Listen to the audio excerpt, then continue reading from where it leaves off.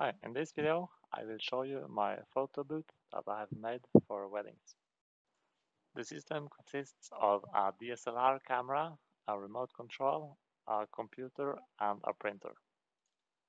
When the guests press the remote control, a countdown timer will be started and shown on the screen. Finally, the camera will be activated and the picture will be shown on the computer screen. The guests can then, with a remote control, choose to either keep or delete the picture.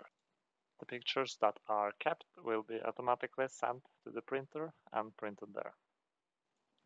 Here you see everything connected and ready for use.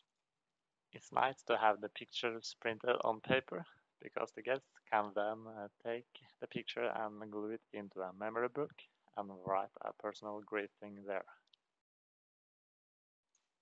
So, let's take a look at how all this actually works. This is a more detailed diagram of how everything is connected, and I will go through every component here. The first component is the remote control that you see in the upper left corner. It consists of a box with the two buttons on. One button is for taking a picture, and the other button is for deleting a picture.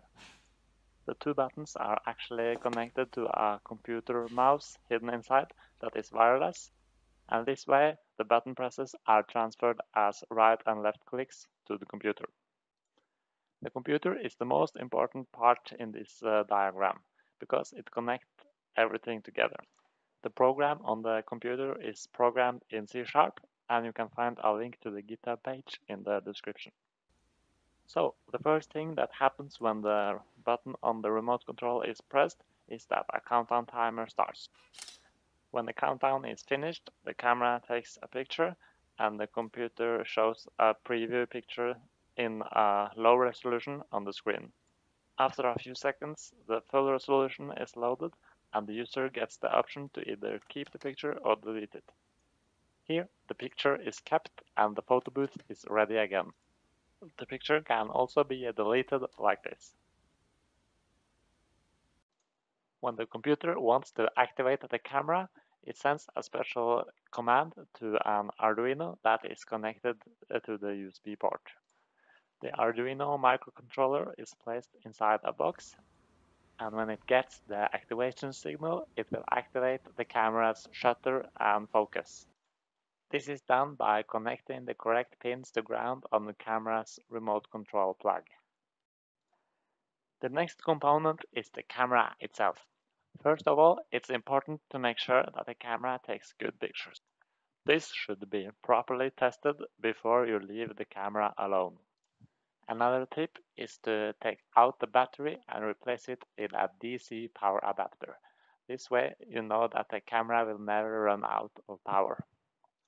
The pictures are transferred from the camera to the computer through a Wi-Fi SD card.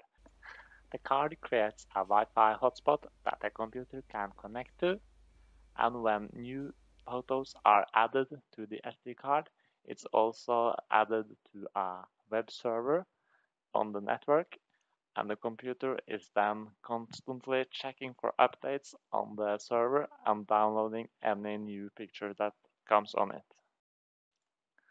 The final component is the printer. It's connected over USB, so nothing fancy here. Instead of sending the pictures to the printer, I've also tried a different option where the pictures are sent to a different computer and immediately displayed on a large screen in a slideshow.